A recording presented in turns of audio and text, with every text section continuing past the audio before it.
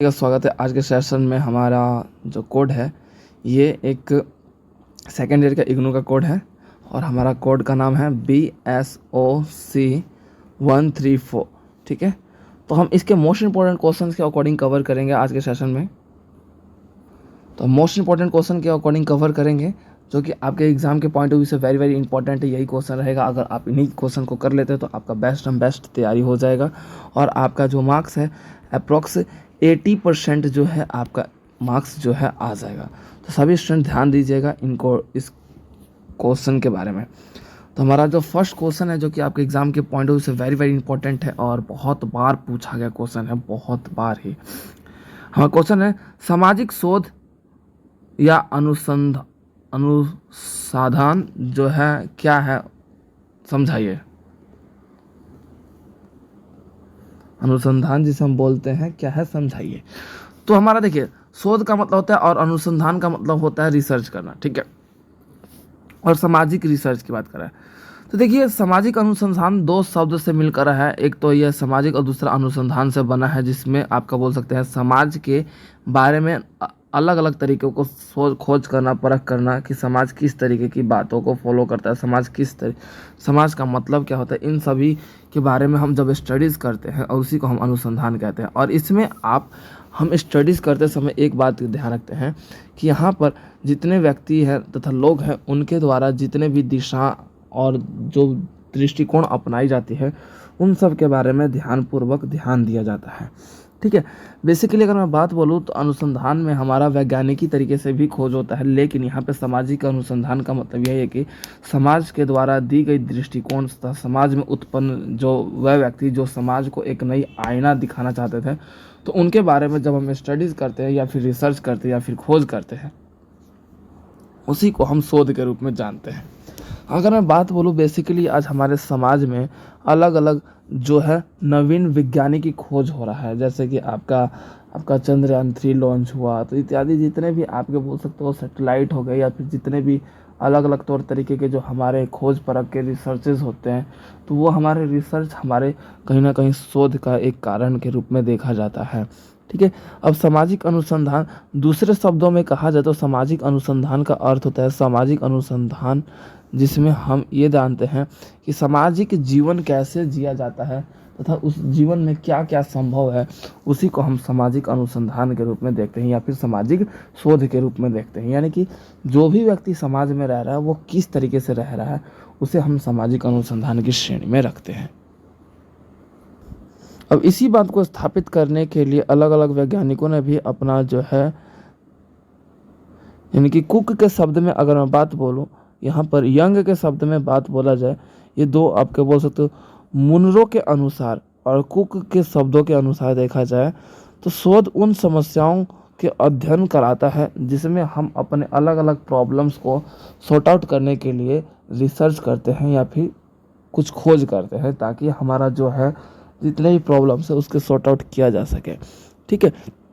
अब उसके रूप में हमारी ईमानदारी, हमारी वास्तविकता, हमारी बुद्धिमत्ता, इन सभी के रूप में जो है कुक के शब्दों में ये बात बोला गया। यानी कि जो कुक थे, कुक नाम ही है भाई, ये मत सोचेगा कुक खाने वाला नहीं, कुक उसका नाम ही था विद्वान का। तो उसके द्वारा बोला गया कि बुद्धिमत्ता, वास्तविकता, ठीक है, ईमानदारी, ये हमारे समाज के लोगों का एकमात्र हिस्सा है, जिसमें हम ये कह सकते हैं सामाजिक अनुसंधान इनके द्वारा जो है वेरी वेरी इंपॉर्टेंट और मोस्ट इम्पॉर्टेंट के रूप में रहता है, ठीक है। तो ये हमारा जो है देखने को मिलता है विचारक। अब देखिए, सामाजिक अनुसंधान से हमारा सामाजिक अध्ययन, यानी कि हमारा पहला क्या है, सामाजिक अध्ययन, यानी कि हम समाज के अध्ययन के बारे में जान पाते, अध्ययन कर पाते हैं। सामाजिक अध्ययन हमारा फर्स्ट पॉइंट है, सामाजिक अध्ययन, यानी कि सामाजिक अनुसंधान के कारण हम समाज के अध्ययन कर पाते हैं, ठीक है। तथा समाज की कमी, यानी कि सामाजिक कमी, ठीक है, समाज में क्या कमी है उसके बारे में जान पाते हैं, ठीक है। तथा समाज का विकास कर पाते, समाज का विकास, ये आपका थर्ड पॉइंट है, ठीक है। अब उसके बाद समाज के प्रति लोगों की भूमिका, यानी कि सामाजिक अनुसंधान करते हैं तो हमें अपने लोगों को भी ये एक मैसेज फॉरवर्ड होता है, एक मैसेज आता है कि हमारी अपने समाज में क्या क्या भूमिकाएं हैं, क्या क्या हमारा योगदान है। तो ये हमारा सब हेडिंग है जो कि इस क्वेश्चन को अब हम कंप्लीट के रूप में देख सकते हैं। अब उसके बाद हमारा अगला क्वेश्चन है, आंकड़े संग्रहण की विभिन्न विधियों के संक्षेप में चर्चा करें। आंकड़े क्या होता है? पहली बात तो ये देखिए, आंकड़े संग्रहण का मतलब होता है स्टोरेज, जहाँ पे आंकड़ों को स्टोरेज किया जाता है, स्टोर किया जाता है।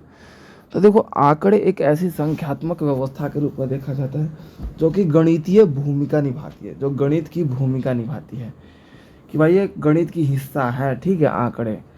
और आंकड़े एक रिकॉर्ड होता है जिसके अनुसार हम अपने रिकॉर्ड को मेंटेन करते हुए हम किसी चीज़ का अनुमान भी लगा सकते हैं।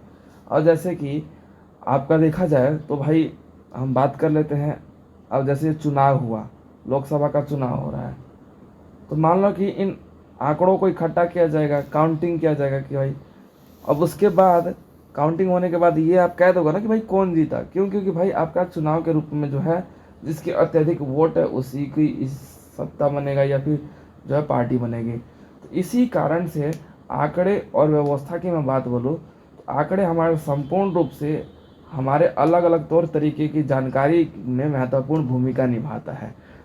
अब ये हमारे आसपास के वातावरण में हर तरीके के व्यवस्थाओं में देखने को मिलता है। तो जिसमें हमारा पहला आता है प्राथमिक आंकड़ों के साधन, यानी कि जो बोल सकते हो प्राइमरी डिजिट्स के रूप में देखा जाता है, ठीक है। तो यहाँ पे व्यक्तिगत प्रेषण के रूप में देखा जाए तो देखो, आंकड़े जो होता है ना, व्यक्ति या व्यक्तियों के अनुसार अलग अलग तौर तरीके से स्थापित किया जाता है, जिसमें हम एक प्राथमिक आंकड़े और द्वितीय आंकड़े के रूप में हम एक चार्ट के रूप में स्पष्ट रूप से समझ सकते हैं कि आंकड़े का जो संग्रह है वो दो भागों में बटा हुआ है, एक प्राथमिक आंकड़े, दूसरा द्वितीय आंकड़े। अब प्राथमिक आंकड़े में आपका क्या आ जाएगा? व्यक्तिगत प्रेषण आ जाएगा, साक्षरता आ जाएगा, प्रश्नावली आ जाएगा, अनुसूची आ जाएगा, अन्य विधि आ जाएगा। ये हमारा प्राथमिक आपका आंकड़े है। अब द्वितीय आंकड़े में आपका प्रशासित स्रोत आ जाता है, अप्रकाशित स्रोत आ जाता है। अब ये आंकड़े आप देखो क्या है, तो देखो पहली प्राथमिक आंकड़े वह आंकड़े कहलाती हैं जो एक निजी व्यवस्था के रूप में एक इंसान से जुड़ा हुआ हो, यानी कि एक कम संख्या के रूप में जुड़ा हुआ हो। जैसे कि व्यक्तिगत प्रेषण, यानी कि देखो जैसे कि हमारा स्कूल है, स्कूल क्या है? एक प्राथमिक मान लो। अब एक यूनिवर्सिटी मान लो, जैसे इग्नू में इतने सारे स्टूडेंट, हम इसको काउंटिंग कर पाएंगे? एक पूरा एक रिकॉर्ड मेंटेन करना पड़ेगा, तब जाके हमें काउंटिंग होगा। लेकिन स्कूल के बच्चों को हम आराम से थोड़ा काउंट कर सकते हैं। पॉसिबल है ना? दैट इज़ पॉसिबल, ठीक है। तो उसी को प्राथमिक आंकड़े के रूप में तो हम स्कूल के एनवायरनमेंट को देख सकते हैं। लेकिन द्वितीय एनवायरनमेंट में, यानी कि द्वितीय आंकड़े में, हम एक यूनिवर्सिटी के रूप में देख सकते हैं, जिसमें आपका सरकारी, अर्ध सरकारी, अंतर्राष्ट्रीय व्यवस्था, निजी प्रशासन, समाचार पत्र, सरकारी, अर्ध सरकारी तथा व्यक्तिगत या गैर कानूनी सरकारी इत्यादि, ये सब क्या है? हमारे पूर्ण रूप से हमारे अप्रकाशित स्रोत और प्रकाशित स्रोत के रूप में कार्य करते हैं। अब प्रकाशित स्रोत वह है जो आपके सरकारी हो, अर्ध सरकारी हो, अंतर्राष्ट्रीय और निजी प्रशासन पत्र हो। ये सब क्या है? प्रकाशित, जो प्रकाशित हो सके, यानी कि जो बोल सकते हो जिनकी प्रिंट व्यवस्था हो सके, ठीक है। अब उसके बाद अप्रकाशित में हमारा सरकार भी आता है, अर्ध सरकारी भी आता है, उसके बाद व्यक्ति या गैर सरकारी आता है और अन्य प्रेरण आता है, ठीक है। जिसमें हम एक पर्टिकुलर बोल सकते हो जो प्रकाशित व्यवस्था में ना देखकर स्थितियों के बारे में देखते हैं, ठीक है। तो अब इन आंकड़ों की मैं बात बोलूँ तो जिसमें आपका साक्षरता जो है महत्वपूर्ण माना जाता है, यानी कि आपका लिटरेट रूप में देखा जाए, यानी कि एजुकेटेड रूप में, यानी कि जहाँ पे मनुष्य किसी वाक्य को बोलकर, पढ़कर या फिर उसे समझ सके, उसी को हम साक्षरता के रूप में रख सकते हैं, ठीक है। अब मान लो जैसे मैंने हिंदी पढ़ा, हिंदी को पढ़ने भी आता है, उसका वाक्य समझ भी पा रहा हूँ ना, तो उसी को साक्षरता बोला जाता है, ठीक है।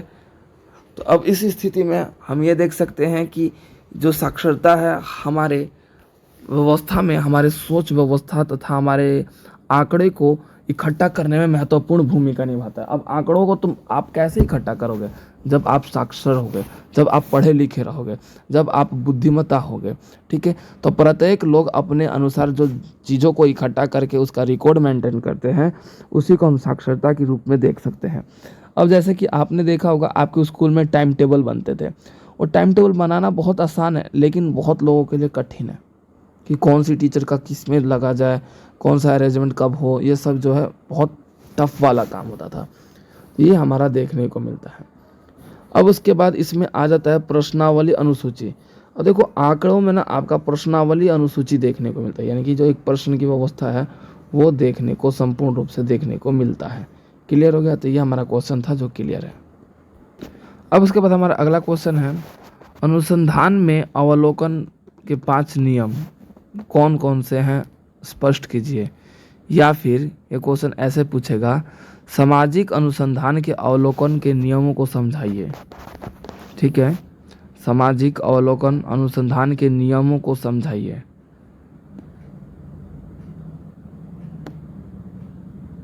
ठीक है, तो हम बात कर लेते हैं उत्तर के बारे में। देखो, अनुसंधान, जैसे कि मैं बात बोल दिया कि आप लोगों को ऊपर ही बता दिया, अनुसंधान का मतलब होता है शोध करना, रिसर्च करना। ठीक है, जैसे कि अनुसंधान क्षेत्र, या फिर बोल सकते हैं रिसर्च सेंटर बोलते हैं, अनुसंधान सेंटर। ठीक है, यानी कि रिसर्च सेंटर बोला रहा है। ठीक है, तो देखो, अनुसंधान जैसे कि आपको मैंने बता दिया, तो आदेशानुसार मैं बात बोलूँ तो अनुसंधान के अवलोकन की बात की जाए तो यहाँ पे आदेश बहुत ज़्यादा मैटर करता है। 5 हमें पॉइंट बताने हैं, कोई 5 नियम बताने हैं अनुसंधान के अवलोकन, यानी कि उसके बारे में बताने के लिए। तो देखिए, पहला है आदेश। साधारण से साधारण व्यक्ति के रूप में देखा जाए तो हमारा पूर्ण रूप से एक ही धारणा होता है कि दिमाग लगाकर किस तरीके से अपने रिसर्च को कंप्लीट करते हुए, ताकि वो रिसर्च फली भांति जो है संपूर्ण हो, बेहतर तरीके से हो, उसमें कोई त्रुटि ना हो, कोई उसमें गलती ना हो। इसीलिए आदेश देने के लिए बहुत बार आपने फिल्मों में देखा होगा कि कोई मतलब आक्रमण होता है तो आर्मी को आदेश देने के लिए सोचना पड़ता है कि कोई उस पर किसी कमी के मतलब कारण जो है उस पर सुनवाई ना हो जाए। तो ये पर्टिकुलर एक प्रॉपर एक एक्शन था, वो हम बाद में लिया करते थे।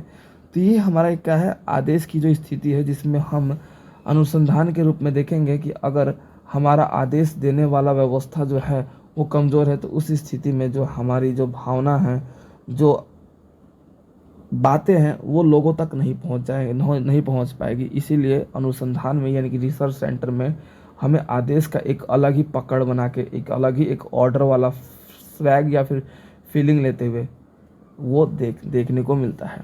तो ये हमारा आदेश है, और किस तरीके से आदेश देते हुए सभी के फेवर में हो, किसी को हानि ना पहुंचे, किसी को चोट ना लगे, इस बात को ध्यान में रखते हुए हम आदेश देते हैं। उसके बाद ध्यान देना, यानी कि केवल वही रिकॉर्ड नहीं है कि हाँ हमें बस अपने इस कार्य को करने आए थे, तो अपितु हमारा जो एक व्यवस्था है वो दूसरे जान को भी बचाना, या फिर दूसरे व्यवस्था, रिसर्च व्यवस्था के माध्यम से दूसरे को सेव करना। ठीक है, तो ये कहीं ना कहीं मतलब कंपनी या फिर जो भी है, ये सब किस तरीके से जो है रिसर्च करती हैं, तो वो क्या है, एक प्रॉपर वे में ध्यान देते हुए करती है कि भाई किसी तरीके का मिस्टेक ना हो जाए, किसी तरीके का साइड इफ़ेक्ट ना हो जाए, ताकि सामने वाला व्यक्ति या फिर सामने वाली जो भी है वो हमसे बोले ना। तो इसी बात को ध्यान में रखते हुए अनुसंधान जो काम करने के समय हमें ध्यान देने की आवश्यकता होती है। ठीक है, उसके बाद हमारा सटीक की बात करूँ, यानी कि प्रॉपर आपका जो नॉलेज है वो सटीक होना चाहिए किसी भी चीज़ को लेके, कि भाई हमारा क्या पॉइंट ऑफ व्यू है, क्या सिचुएशन है, क्या व्यवस्था है, ये क्या है, प्रॉपर आपको एक नॉलेज के अकॉर्डिंग जो है इसकी सटीकता व्यवस्था देखने को मिलती है, जिसके अंतर्गत हम ये देखते हैं कि यहाँ पर बोलने वाली स्थिति संपूर्ण रूप से हमारे अनुसंधान का एक बोल सकते हो कारण बनता है। और इसी कारण से जो लोगों के द्वारा या फिर जितने भी रिसर्च सेंटर हैं, उन रिसर्च सेंटर में एक पूरा का पूरा जो है एक सिस्टम के अकॉर्डिंग जो है वर्क करता है। सटीक कि कहाँ से कितना करना है, कहाँ पे आपका विजन है, कितने बजे तक कौन सा स्टाफ फ्री है, ये सारी बातें जो है एक पर्टिकुलर पहले से जो है सिस्टम में मतलब सेव कर दी जाती है, या फिर आपके मीडिया पे सेव कर दिया जाता है, ताकि सामने वाले व्यक्ति को कोई अननोन आए तो उस स्थिति में पता चल सके कि कौन सी फाइल पहले ओपन थी। तो इसीलिए रिसर्च सेंटर में एक ही चीज़ ध्यान रखा जाता है कि ध्यान देने योग्य बातें और सटीकता, यानी कि अपने रिसर्च सेंटर पे हमें किसी तरीके की ना लापरवाही चाहिए। इसके लिए क्या है, हम ध्यान भी देते हैं और अपने कार्यों को लेकर सटीक रहते हैं, यानी कि पंक्चुअल रहते हैं। क्लियर है क्वेश्चन का? तो हमारा नेक्स्ट क्वेश्चन है, सिद्धांत के विविध तत्वों पर चर्चा कीजिए, या फिर सिद्धांत के विभिन्न तत्व कौन से अपने शब्दों में परिभाषित कीजिए। कुछ भी क्वेश्चन तरीके से पूछ सकता है घुमा फिरा के। तो देखिए, एक सिद्धांत का निर्माण मूल तत्व है, यानी कि एक सिद्धांत का निर्माण होता है ना, उसका मूल तत्व क्या है? अवधारणाएं, चर, कथन और प्रारूप। ये 4 चीज़ें होती हैं जिसके कारण एक सिद्धांत बनता है। पहला अवधारणा है, अवधारणा का मतलब होता है कोई विचार, ठीक है। चर यानी कि वो क्या कह रहा है, ठीक है। कथन, कथन में क्या बातें हैं, ठीक है। उसके बाद प्रारूप, प्रारूप यानी कि उसका स्वरूप किस बेस पे है, यानी कि जो विचार है वो किस बेस पे है। तो इन सभी दावे को स्पष्ट रूप से समाज के द्वारा अपना लिया जाता है, उसी को सिद्धांत कहा जाता है, ठीक है। उदाहरण के तौर पे सिद्धांत कोई आम व्यक्ति का नहीं होता, अपितु सिद्धांत एक बोल सकते हैं महापुरुष, या फिर बोल सकते हो एक फिलोसोफर, या फिर ज्ञानी व्यक्तियों का रूप में देखा जाता है। अपितु आपका सिद्धांत आप अपने अनुसार आपका अलग सिद्धांत होगा, लेकिन जो समाज के द्वारा अपनाया गया सिद्धांत होगा वो मान्यता रूप में उन्हीं व्यक्तियों के द्वारा सिद्धांत का बोल सकते हो कि प्रचार या फिर अपनाया गया होगा, जो पूर्ण रूप से जो विख्यात हो, जो प्रचलित हो, जो चर्चित हो, यानी कि जो है फेमस हो, ठीक है। अब सिद्धांत जैसे कि बोल सकते हैं कि अलग अलग, जैसे न्यूटन का सिद्धांत अलग था, ठीक है। आपका बोल सकते हो एल्बर्ट आइंस्टाइन का सिद्धांत अलग था। तो इनको भी कहीं ना कहीं पहले रिजेक्ट किया गया था, बाद में लोगों के द्वारा इसे अपनाया गया, ठीक है। तो सिद्धांत बेसिकली अगर मैं बात बोलूँ तो सिद्धांत के विभिन्न तत्वों की बात की जाए तो यहाँ पर आपका आ जाता है तो आपके अवधारणाएं। देखिए, अवधारणाएं सिद्धांत की नियम निर्मित व्यवस्था पर टिका हुआ है, जो कि किसी घटना को दर्शाने का काम करता है। यानी कि अवधारणा यानी कि जो पॉइंट ऑफ व्यू है वो नियमित व्यवस्थाओं पर टिका हुआ है, जिस पे किसी भी व्यवस्था किसी घटना का जो है व्यवस्था का स्वरूप अपनाता है, ठीक है। और ये अवधारणाएं समाज के उन तमाम दुनियादारी का सोच व्यवस्था को भी दर्शाने का प्रयास करता है, मदद करता है, जिसमें हमारे समाज के प्रत्यक्ष रूप से इसकी घटना और परिकल्पना जो है देखने को मिलती है। अब अवधारणा का मतलब है कोई घटना देखा आपने, तो आपने उसके बारे में अपना विचार प्रकट कर लिया, और वो विचार कहीं ना कहीं एक सबसे अलग हो, सबसे डिफरेंट हो, और लोगों के द्वारा उसे काफ़ी हद तक मान्यता प्राप्त किया गया हो, काफ़ी हद तक उन लोगों के द्वारा उसे बोल सकते हो कि अप्रूवल किया गया हो, तो उसी को अवधारणा बोला जाता है। चर, जैसे कि आपको मैंने बता दिया, सिद्धांत का दूसरा नियम तत्व है चर। चर इट मीन्स, कहने का मतलब यह है कि सिद्धांत की जो बातें हैं वो किस बेस पे फॉलो हो रही हैं, किस पर्टिकुलर चीज़ पे फॉलो हो रही हैं, ठीक है। उसके बाद हमारा आ जाता है कथन। कथन इट मीन्स क्या है कि जो बातें कही गई है, जो बातें बोल सकते हो प्रकाशित किया जा रहा है, वो किस बात पे, मतलब कौन सी बात है, और उसे लोगों के द्वारा ये आपका बोल सकते हो कि, ठीक है। तो अब उस स्थिति में आपका बोल सकते हैं कि हमारी जो चर व्यवस्था के बाद आपका कथन आता है, वो कथन जो है पूर्ण रूप से समाज के द्वारा अपनाया गया हो, तभी आपका जो है समाज शास्त्र के रूप में, वैज्ञानिक रूप में जो है उसे समझने का प्रयास और अध्ययन करने के प्रयास में जो है सिद्धांत का रूप तैयार किया जाता है। अब उसके बाद हमारा अगला आ जाता है एंड लास्ट आपका तत्व है प्रारूप। प्रारूप का मतलब होता है कि जो अवधारणा दिया गया है, जो विचार प्रकट किया गया है, उसका प्रारूप क्या है। उदाहरण के तौर पे बनाने का या फिर स्ट्रक्चर क्या है। प्रारूप का मतलब होता है स्ट्रक्चर। अब जैसे कि बात कर लीजिए एक घर का प्रारूप क्या है, तो आप कहोगे कि इसमें बनाने के लिए भाई इतने मटेरियल्स लगे, इस तरीके का मटेरियल लगा, इतना बोल सकते हो कि बोल सकते हो सरिया लगा, इतने आपके बोल सकते हैं कि मतलब जो भी एनीथिंग एल्स। तो बनाने का प्रारूप क्या है, ताकि हमारा एक घर, वो खुद का एक अस्तित्व हो, हमारा खुद की पहचान का घर हो, तो वो उसका प्रारूप है, जिसमें हम स्वयं अपने परिवार के साथ रह सके, तो वो उसका एक घर का प्रारूप है। ठीक उसी प्रकार से सिद्धांत का प्रारूप जो है बहुत ही निर्भर करता है हमारे समाज को सिद्धांत के रूप में जोड़ने के लिए, और इसी के कारण जो है सिद्धांत की अवधारणा जो है वो हमारे समाज में लोगों के द्वारा काफ़ी हद तक अपनाई जाती है तथा काफ़ी हद तक उसे मान्यता दिया जाता है। क्लियर है? अब उसके बाद हमारा अगला क्वेश्चन है, वस्तुनिष्ठा से आप क्या समझते हैं, विस्तार से बताइए। देखिए, वस्तुनिष्ठा शब्द का प्रयोग दर्शन और विधि तथा नीति शास्त्र के विषयों के लिए किया जाता है, जिसका इसका सामान्य अर्थ होता है व्यक्ति कोई भी नियम निर्णय करते समय उन सभी आधारों को मुक्त कर देता है जो उसकी चेतना को रोकने का प्रयास करता है। वस्तुनिष्ठा का मतलब क्या होता है, वस्तुनिष्ठा। अब देखिए, हम कोई भी निर्णय लेते हैं, कोई भी, यानी कि बोल सकते हैं XYZ कोई भी फैसला लेते हैं, तो हम किसी भी बोल सकते हो कि वस्तु को अपने उस निर्णय से मुक्त करके अपना निर्णय फैसला सुनाए। ये नहीं कि हाँ हमारा ये सामान है, हमारा ये लोग है, तो हम क्या करें, वो उसी के फेवर में रहें, उसी के फेवर के बारे में उसी के फैसले को सुनाएं। तो ये नहीं होना चाहिए। वस्तुनिष्ठा का मतलब ही होता है कि साधारणतया हम जो भी चीज़ें अपने लाइफ में या फिर जो भी नियम व्यवस्था अपना रहे हैं, निर्णय ले रहे हैं, वो आप निष्ठापूर्वक यानी कि पूर्ण रूप से निर्मल मन, स्वच्छ मन से आप देखो। वस्तुनिष्ठता, निष्ठता का मतलब होता है कि निष्ठता का रूप होता है कि निष्ठ यानी कि स्वच्छता रूप में जो आप फैसला ले रहे हैं, जो मुक्त हो, पूर्ण रूप से स्वतंत्र हो। ये नहीं कि किसी के अंडर जो है रहकर किसी को दबाव में प्रेशराइज होकर अपने आप के फैसले सुना रहे हो, ऐसा नहीं होना चाहिए। ठीक है, वस्तुनिष्ठता का आदर्श जिसका जितना आवश्यक है उतनी ही इसकी यथार्थ व्यवस्था आवश्यक है।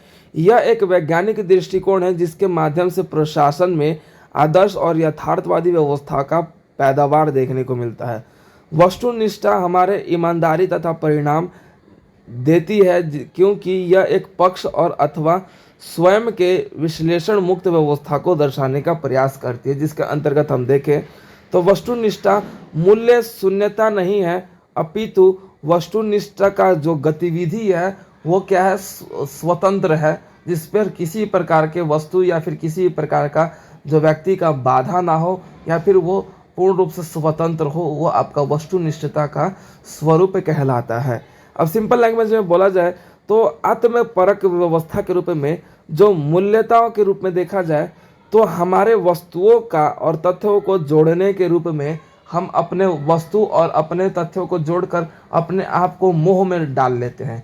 तो इसी के कारण जो है हम किसी भी निर्णय को लेने में असमर्थ रहते हैं, फैसले लेने में सक्षम नहीं हो पाते और हम मोह माया के जालों में फंस जाते हैं।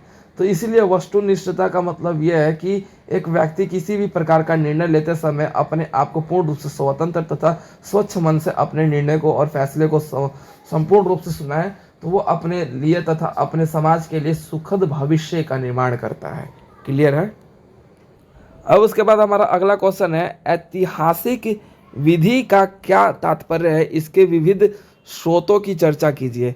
देखिए, ऐतिहासिक जिसे हम हिस्टोरिकल मेथड बोलते हैं, उन तरीकों और दार्शनिक व्यवस्था को अपनाया जाता है जो इतिहासकार अतीत में कोई भी अनुसंधान करते हैं, कोई भी परीक्षण करते हैं, कोई भी फैसला लेते हैं, कोई भी रिसर्च करते हैं, तो ऐतिहासिक दृष्टिकोण के रूप में जो है लेखन के माध्यम से प्राथमिक स्रोत होता है कि पुरातत्व संबंधित सभी प्रकार की जानकारी लेखन क्रिया के माध्यम से हम सभी लोगों के सामने साझा करें। साझा करने का मतलब होता है शेयर करना। ठीक है, अब ऐतिहासिक दृष्टिकोण में जिसमें हम इतिहास के संभाव्यता सभी बात करी जाए तो हम सभी संभावनाओं के रूप में और तथा सभी संभावनाओं के अनुसार, सभी खोज परख के अनुसार जो है हम अपनी सभ्यता, जैसे कि अब देखिए बेसिकली अगर बात बोला जाए तो हम क्या देखते हैं, सिंधु सभ्यता का भी तो खोज हुआ भाई। सिंधु सभ्यता का खोज होने के बाद क्या हुआ, बेसिकली आपका पर्टिकुलर बात किया जाए तो सिंधु सभ्यता की खोज के बाद क्या हुआ, हमारे इतिहास के पन्नों में ये बाकायदा दर्ज किया गया कि हमारे किस तरीके की जो है सिंधु सभ्यता की व्यवस्था थी, तो हमें जानकारी मिलती है। तो ऐतिहासिक स्रोतों की बात की जाए तो इतिहास के स्रोतों में हमें हर तरफ इतिहास की सरकारी रिकॉर्ड व्यवस्था तथा समाज की लिखित व्यवस्था तथा खातों व्यवस्था स्रोतों, इन सभी के बारे में हमें जानकारी मिलती है। इसके साथ साथ हमें अपने बोल सकते हैं कि गहने हथियार तथ्यों तथा कपड़े इत्यादि, पहनावा, खान पीन, इन सभी के बारे में जो है हमें अच्छे तरीके से जानकारी हमारे इतिहास के पन्नों के कारण ही प्राप्त होती है। तो इसीलिए ऐतिहासिक विधि के कारण जो है हमारे इतिहास से हम जुड़कर रहकर अपने अपने समाज तथा सोसाइटी तथा दस्तावेज तथा सरकारी रिकॉर्ड के अनुसार जो है हम अपने बोल सकते हो कि अपना एक बोल सकते हो इतिहास के पन्नों में हमारा अस्तित्व है, इसके बारे में हम बता पाते हैं। अब इतिहास के विधि के रूप में देखा जाए तो देखिए संसाधन व्यवस्था के अनुसार, देखिए संसाधन व्यवस्था, इतिहास में देखो संसाधन व्यवस्था भी पूर्ण रूप से आपको देखने को मिलता है, जिसके अंतर्गत हम ये देखते हैं कि जो हमारा संसाधन है, जो हमारे सोर्सेज हैं, वो पर्टिकुलर किस बेसिस पे है। तो संसाधन व्यवस्था के कारण जो है हमें अपने जीवन तथा हमारे आसपास के जीवन में संपूर्ण रूप से आपका पर्टिकुलर एरिया कवर होता है, जिसके अंतर्गत हम अपने जीवन में लगातार आगे बढ़ते हुए नज़र आते हैं।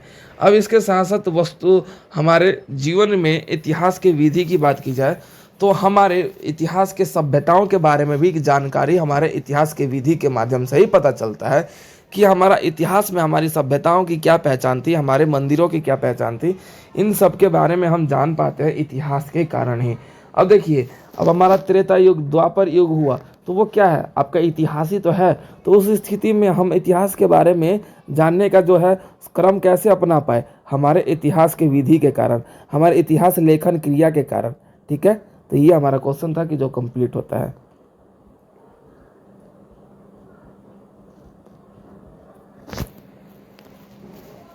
अब उसके बाद हमारा अगला क्वेश्चन क्या है, सामाजिक शोध जिसे अनुसंधान के रूप में जानते हैं, तुलनात्मक विधि के क्या महत्व है। ठीक है, तो देखिए सामाजिक शोध में अगर मैं सामाजिक रिसर्च के बारे में बोलूँ, जिसमें हम अपने अनुसंधान करते हैं, रिसर्च करते हैं कि समाज में किस तरीके के जाति धर्म अधर्म व्यवस्था के लोग रहते हैं, यहाँ पर कितने वर्ग विभाजित व्यवस्था है तथा किस किस क्षेत्रों में बटे हुए हैं, इन सभी के बारे में जब हम रिसर्च करते हैं तो हमें भली भांति अपने समाज के सभी चीज़ों के बारे में जानकारी प्राप्त होता है, जिसके अंतर्गत हम उसके अनुसार ही कानून व्यवस्था का निर्माण कर सकते हैं तथा अपने समाज को बेहतर समाज के रूप में तब्दील करने के रूप में जान सकते हैं। अब देखिए समाज के चिंतकों की बात की जाए तो इसमें अगस्त जो है, अगस्त काम्ट के नाम से एक विख्यात एक उल्लेख किया गया एक चिंतक लेखक थे, जिन्होंने अगस्त काम्ट, ठीक है, इनका नाम था, जिन्होंने सामाजिक शोध के लिए तुलनात्मक विधि का प्रयोग किया था, जिसमें निरीक्षण प्रयोग तुलनात्मक और ऐतिहासिक, यानी कि समाज में पहले हम निरीक्षण करें, जिसे हम ऑब्जर्वेशन के रूप में देखते हैं कि पहले हम ऑब्जर्व करें कि भाई समाज में किस तरीके की घटना थी, समाज में क्या अस्तित्व था।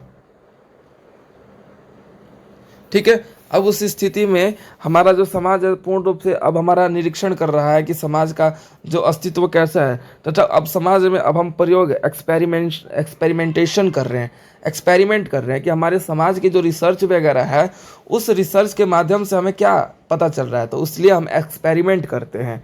ठीक है, उसके बाद तुलनात्मक यानी कि कंपैरिजन करते हैं। अब मान लीजिए समाज में कोई किसी चीज़ की खोज किया आपने, तो आप किसी ना किसी चीज़ के साथ उसका कंपैरिजन करेंगे कि भाई ये इसका इतिहास कितना पुराना है, इसका इतिहास की सभ्यता कितनी पुरानी है। जैसे कि बाकायदा आप लोग किसी भी फिल्मों में देखते होंगे कि कुछ प्राप्त हुआ तो उस स्थिति में आपका जो है मशीनों से चेक किया जाता है कि भाई ये कितना पुराना है कितना नहीं है। ठीक है, राम सेतु मूवी देखा होगा अक्षय कुमार का, तो उसमें भी आपने देखा होगा कि किस तरह से रिसर्च किया जाता है। ठीक है, अब उसके बाद हमारा आ जाता है ऐतिहासिक, जैसे हम हिस्टोरिकल बोलते हैं। अब देखिए सामाजिक अनुसंधान जो है ऐतिहासिक व्यवस्थाओं से भरपूर रहता है, यानी कि फुलफिल रहता है, जिसमें हम इतिहास के घटनाओं के बारे में महत्वपूर्ण रूप से देखते हैं और इन घटनाओं का चर्चा हमारे समाज के लोगों के द्वारा किया जाता है। ठीक है, तो ये हमारा क्वेश्चन था जो कि अब कंप्लीट होता है। अब उसके बाद हमारा आ जाता है निर्जातीयता पद्धति के विभिन्न आयामों की चर्चा कीजिए। अब देखिए निर्जातीयता पद्धति के अगर मैं बात बोलूँ तो देखिए जाति रूप में जो है हमारा निर्जातीयता व्यवस्था देखने को मिलता है। अनुक्रमिक शब्दों के अनुसार देखा जाए तो गार्फिकेल के नाम से एक बोल सकते हो कि एक भाषा विज्ञान से संबंधित है। गार्फिकेल जो है एक हेरोल्ड गार्फिकेल नाम से एक वैज्ञानिक रूप में वो जन्मे, ठीक है, जिन्होंने निर्जातीयता की पद्धति को आगे बढ़ाते हुए बताया कि समाज में नारी व्यवस्था तथा जाति व्यवस्था तथा नारी व्यवस्था की स्थिति और जाति व्यवस्था की स्थिति जो है एंथोनो मैथोलॉजिकल के रूप में जाना जाता है, मैथोलॉजिकल के रूप में इन्हें जाना जाता है। ठीक है, इस तथ्य के अनुसार इन्होंने अपनी बात में सरल बात बोला कि जो समाज है वो अपनी अस्थिरता के लिए जाना जाता। अस्थिरता यानी कि स्थिरता नहीं पाई जाती समाज में, यानी कि जो है पर्टिकुलर बैलेंस नहीं देखने को मिलता। पर्टिकुलर समाज क्या है, जाति के रूप में बोल सकते हो कि बटा हुआ है, कभी धर्म के रूप में लड़ाई करता है, कभी बोल सकते हो धार्मिक व्यवस्था के रूप में लड़ाई करता है, कभी स्थिरता के रूप में, कभी संपत्ति के रूप में लड़ाई करता है या फिर मांग करता है। तो ये क्या है, हमारे समाज को पूर्ण रूप से अब यहाँ पे विभाजित तथा बोल सकते हो संदर्भित करने का एक मात्र कारण बन चुका है। जो कि अगर मैं बात बोलूँ स्थितियों के अनुसार जो हमारी संपत्ति है, हमारा जो वर्णन व्यवस्था है, वो हमारे संदर्भ की बात बोला जाए तो इससे हमारे जीवन शैली जो है संपूर्ण रूप से हमारे जीवन में एकमात्र लक्ष्य होता है। शब्दकोश व्यवस्था की स्थिति में हमारा जो जीवन है संपूर्ण साधारण और जाति व्यवस्था पर बटा हुआ है। निर्जातीयता में हमारा देखने को मिला कि हमारे अलग अलग जो क्षेत्र है, अलग अलग जाति व्यवस्था के जो वर्ग के लोग हैं, वो हमारे समाज में अपना योगदान देते हुए अपने आप को जाति पात से दूर रखते हुए अपने आप की भूमिका को स्पष्ट रूप से हमारे समाज में जोड़ने का प्रयास इनके द्वारा किया जाता है। लेकिन हमारे रोज़मर्रा के जीवन में अगर हम देखते हैं कि आपको जाति के रूप में जो है आज भेदभाव किया जा रहा है, जाति के रूप में आज समाज को बांटने का काम किया जा रहा है, इत्यादि इत्यादि। ठीक है, तो ये सारी बातें हमारे समाज के लोगों की स्थिति में आज जो है दिन प्रतिदिन घर बना रहा है, जिसके कारण समाज दो वर्गों में विभाजित हो रहा है। ठीक है, तो ये था हमारा क्वेश्चन जो कि पर्टिकुलर पूर्ण होता है। तो इसके साथ साथ ये आपका कोड है BSOC 134 जो कि समाज शास्त्रीय जांच की विधि है। पूर्ण रूप से ये संपूर्ण कंप्लीट होता है। इन्हीं क्वेश्चन को स्टूडेंट्स आप अच्छे से कर लेते हैं तो आपका प्रॉपर एग्जाम जो है बेस्ट मार्क्स से कवर हो जाएगा। ओके स्टूडेंट्स, तो मिलते हैं अपने नेक्स्ट सेशन में। जो भी डाउट्स होगा आप कमेंट्स में अपने डाउट्स पूछ सकते हैं स्टूडेंट्स। तो मिलते हैं अपने नेक्स्ट सेशन में, तब तक के लिए अपना ध्यान रखिए। Take care.